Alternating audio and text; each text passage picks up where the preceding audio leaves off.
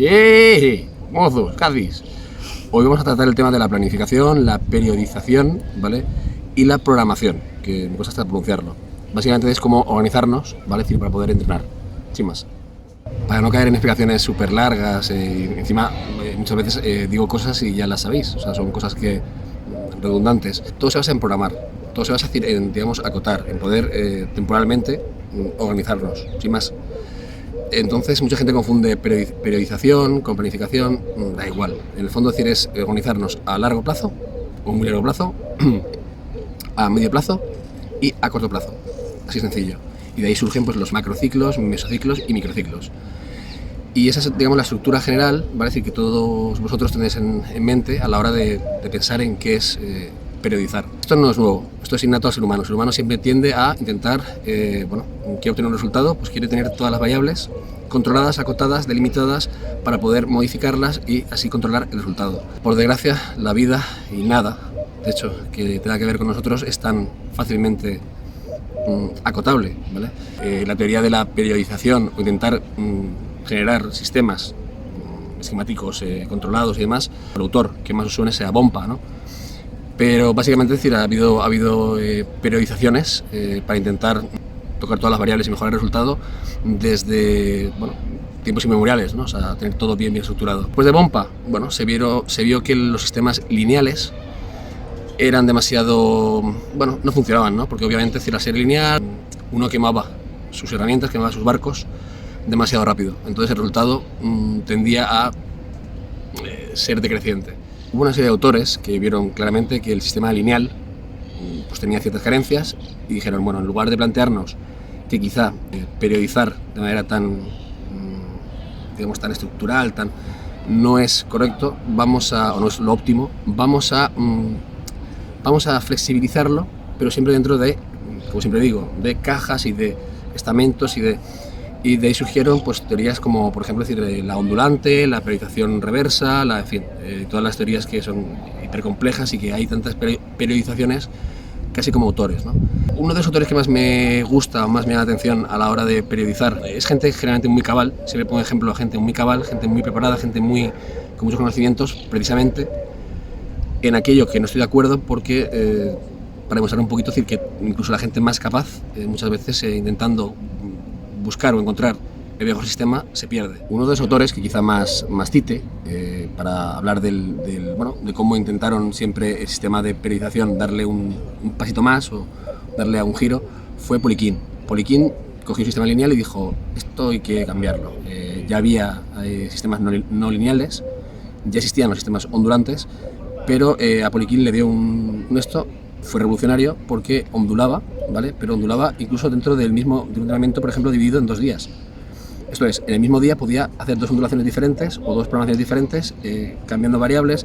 Entonces, las ondulaciones eran absolutamente, es decir, vamos, de lo lineal pasó a lo más ondulante posible. Obviamente esto también, al final todos los sistemas de planificación o de periodización, etcétera, buscan o se adaptan, ¿vale? Decir, o sea, al sistema general de adaptación, ¿vale? Que es un sistema, decir, que, bueno, decir, la idea de generar un estímulo, luego hay una reparación, luego hay una sobrecompensación, ¿no? Todos los sistemas se basan en esta teoría de paso 1, paso 2, paso 3, y van intentando manejar las variables de que disponemos, sea volumen, sea frecuencia, sea intensidad, en fin, pues ahí ya digo, las variables que podemos manejar o herramientas son bastante más diversas de lo que muchas veces pensamos. Un autor que me gusta mucho citar también es Stoppani, otro tío, decir, que realmente es cabal, que realmente, decir, sabe de lo que habla. Dijo, bueno, las variables son muchas, bueno, pues vamos a hacer un sistema de periodización según las variables. Entonces fue introduciendo variables. Obviamente, decir, ¿cuántas variables hay que tener en cuenta, decir, para obtener el resultado? Pues demasiadas. Al final su sistema era tan complejo en cuanto a variables que el resultado era inesperado. O sea, no sabías muy bien qué esperar. Tienes tantas variables que al final... Y Stoppani sabe lo que habla, pero su sistema era demasiado complejo. Periodizar, hacer un sistema, lo que tiene que hacer es simplificar nuestra manera de entrenar, nuestra vida. Lo que no puede hacer un sistema es hacernos la vida invivible. Por ejemplo, sistemas básicos no lineales, aunque bueno, eso también es muy debatible, pero porque cogen el sistema de fases de Bompa, pero le dan un giro. Estaría, por ejemplo, decir Thibodeau, que es otra persona. Siempre digo autores de referencia y autores que de verdad vale la pena. Coja Bompa, Thibodeau, y va dando diferentes vueltas, pero siempre hablando por fases. Esta herencia fásica la recoge, por ejemplo, Schoenfeld. Schoenfeld es un tío que siempre ha querido darle un giro al resto de autores, entonces va cogiendo de aquí y de allá, y eso ha constituido inteligente. Siempre es bueno inspirarte. Problemas de las teorías fásicas. Pensamos o piensan que realmente para conseguir una evolución tenemos que ir cogiendo herramientas y no mezclarlas. Esto es, vamos a hacer una temporada, como el ejemplo de Schoenfeld, no del Thibodeau, que es mucho más complejo y difícil de explicar. El ejemplo de Schoenfeld original es muy sencillo. Una fase de fuerza, es decir, donde lo que buscamos es realmente rendimiento de fuerza como concepto aislado de hipertrofia. El metabólico, que es bastante difícil de explicar, pero básicamente sería mejorar el rendimiento de oxigenación, en fin, como criterio aislado, y luego mejorar a su vez, después de las fases de fuerza y metabólica, la tercera fase, que sería la fase de hipertrofia como tal. El problema de esto es no estamos separando demasiado conceptos que en el fondo van entrelazados, unidos, y no hay uno sin otro. Aquí siempre digo que es un poco la cuadratura del círculo. O sea, siempre intentamos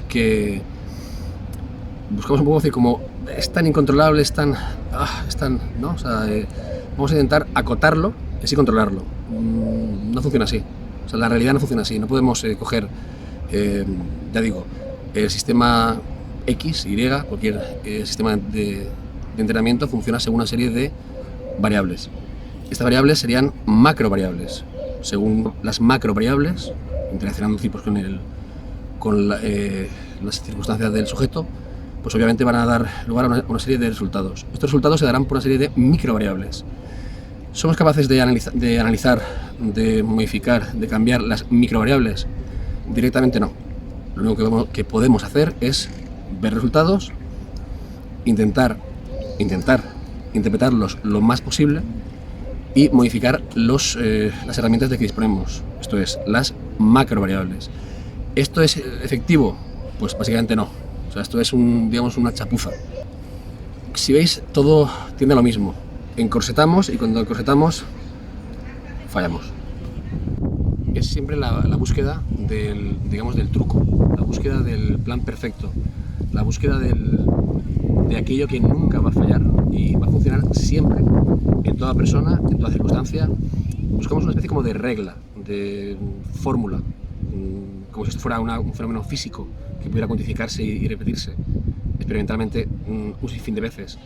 Y realmente no. Realmente, es decir, generamos sistemas a los cuales los atletas tienen que adaptarse. Esto es una aberración. O sea, lo que tenemos que hacer son sistemas que se adapten al atleta. Y cuando no podamos, generar herramientas para que este sistema sea fácil de manipular para el atleta y buscar un rendimiento. Entonces, si ni siquiera sabemos las variables que se van a dar, ¿cómo podemos programar a larguísimo plazo? Las teorías que más me gustan, pues teorías de gente, decir, que tampoco es que tenga que demostrar nada. Nuckols, por ejemplo, o sea, es uno de las referencias que más me gusta por su flexibilidad. Esto es, no es tanto generar un sistema, que se pueden generar sistemas muy bien realizados, pero siempre tiene que haber un feedback con el atleta. Siempre tienes que saber realmente hablar con tu amiga. Realmente, entonces, ¿qué estoy diciendo? Es decir, que planificar está mal, que soy más listo que nadie y he encontrado el santo grial para... No, realmente tenemos que plantear objetivos claros que tengamos para visualizar, a largo plazo. Eso es correcto. Pero sistematizarlo ya es debatible. El hecho de tener, objetivos a medio plazo y sistematizarlos no es algo malo. Y a corto, pues obviamente hay que hacerlo. ¿Cómo hacerlo? Pues hay que ser flexible, hay que ser realmente, seguir un sistema mucho más, que fluya. Como la señora esta, que quiere coger plano. Sistemas que fluyan, ¿vale? Vamos al sistema como he dicho antes, la idea de que el sistema tiene que adaptarse al atleta y no viceversa. Bien. Las teorías estas no son teorías que me haya inventado yo, no he descubierto la rueda. Greg Nuckols, aquí tengo también nombres como el de... Es que este nombre tiene también... es un nombre que siempre doy como referencia, lo tengo en mente, pero para decirlo, o lo tuyo esto es Mike Tuchscherer. que seguro que si estuviera aquí Mike diría, no se dice así. Yo diría, ya lo sé, Mike, pero no me jodas, ya podías haber acotado el apellido. ¿En qué se basa el sistema de Mike Tuchscherer? Vale decir, ni siquiera es un sistema, es una idea, ¿no? Es un concepto. Por esto me gusta mucho, ya que tanto Nuckols como Tuchscherer lo que generan es un concepto que se puede aplicar, ¿vale? A cualquier tipo de periodización o de sistematización que uno quiera, ya sea un sistema de fuerza, un sistema de hipertrofia, en fin, para todo. La idea que introducen es que tanto aquellos culturistas que buscan hipertrofia pura, ¿no? O aquellos powers, da igual la disciplina de fuerza que sea, ya sea una u otra, da igual. Tendemos todos a peso, es decir, siempre pensamos que el rendimiento, que vamos a conseguir una hipertrofia gracias a Dani, que es perdón, la señora, vamos a conseguir la hipertrofia gracias al peso, a la carga, y no realmente decir, a un conjunto de variables. Estas dos variables más importantes es una variable como tal, sería lo que yo llamo, en fin, es un concepto que he cogido un poco para abreviar, sería el volumen intenso. Esto es, no hay que mejorar simplemente decir el volumen por un lado y luego la intensidad por otro. Schoenfeld ahora defiende que, hasta mucho tiempo decir que realmente la clave para la hipertrofia, unir intensidad y volumen, sin más. O sea, no es un concepto mío, es un concepto que he hecho ahí un remix, pero sería lo que es el volumen intenso. Esto es, de nada me sirve un volumen vacío, de nada me sirve una intensidad muy alta si no soy capaz de generar volumen. Schoenfeld, por ejemplo, realmente la clave es el volumen, sí, o sea, estoy de acuerdo. La variable que menos tocamos o que peor tocamos es el volumen. ¿Por qué? La observación que hace Nuckols y hacen, ya digo, Tuchscherer y demás, es que tendemos todos a amar con pasión el 75-80, ¿vale? Eso también podría ser la teoría de Ben Pakulski, de que todos pasamos demasiado tiempo en una meseta del RM, una meseta de rendimiento, y luego somos incapaces de bajar para coger aire y volver a subir. Y es cierto, o sea, estamos demasiado tiempo siendo mediocres, ¿vale? Esto, Nuckols y Tuchscherer lo afinan o lo definen de un modo mucho más visual. Básicamente, es decir, estamos tanto tiempo amando un concepto de intensidad tan alto que cuando decimos vamos a bajar un poquito de intensidad, sí, es cierto, decir, que lo hacemos, pero al meter volumen, realmente decir, no bajamos la intensidad, con lo cual no estamos realmente adaptando nuestra capacidad para manejar volumen, mucho menos para manejar un volumen provechoso, porque al meter una intensidad demasiado alta, no somos capaces de generar un volumen, digamos, intenso. O sea, o hacemos las partes del entrenamiento que sí que van a ser a volumen, va a ser un volumen vacío, y las partes de intensidad quizá no sean tan intensas como deberían. Al final no queremos enterrar a nadie. ¿Qué hacemos cuando pasa esto? Subir la intensidad. Volvemos otra vez a ser incapaces de bajar la intensidad para tener mayor capacidad de gestionar el volumen. Esto es, hay que bajar la intensidad realmente. No, pero vamos a una serie al fallo al final, o no, voy subiendo no, mantén la intensidad baja, amplía el volumen y haz sobre todo que esa intensidad sea siempre constante. Eso aumentará nuestra capacidad para trabajar con un volumen, digamos, muy amplio o más amplio, con una intensidad estable. ¿Esto en qué redunda? ¿Esto al final dónde irá? Pues irá a que realmente, es decir, depende de la fase en la que estemos, o esto ya digo, lo que mola es que puedes aplicarlo realmente como quieras, al sistema que quieras y de la manera que quieras. Es muy flexible, pero te permite tener una periodización adaptada a ti y no la inversa.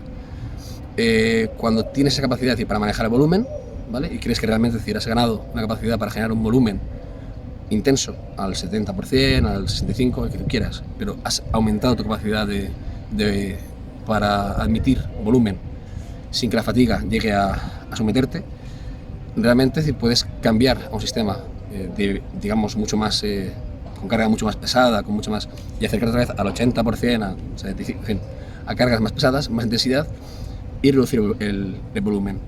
Al principio notaremos que nuestra fuerza ha menguado, pero obviamente si digamos este patrón, estos patrones que hemos generado, al principio costaron mucho, ¿vale? La fuerza costó mucho de conseguirse, pero retardaremos muy poco realmente en recuperarlo. Entonces, básicamente estamos consiguiendo que todo aquello que hemos ganado de volumen, luego seamos capaces de trasladarlo a una rutina en la cual el volumen sea importante, pero reincorporemos la fuerza. para darles una idea, es decir, si llegamos a un punto en el cual al integrar la fuerza al 100% conseguimos estar más o menos al 100% de la fuerza previa, esa fuerza podemos aplicarla en un 110% de volumen, estamos aplicando la misma intensidad sobre un volumen mucho más amplio.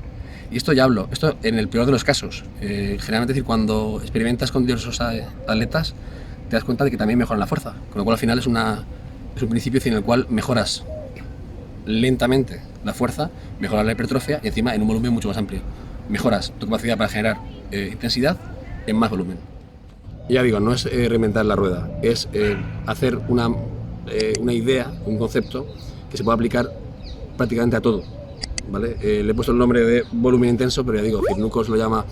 Simplemente decir, es una manera de hacer que la periodización sea mucho más sencilla y sea aplicable de manera mucho más fluida. Porque entrenar tiene que ser algo, ya digo, adaptado a nuestra vida y no tener que adaptar toda nuestra vida a cómo entrenar.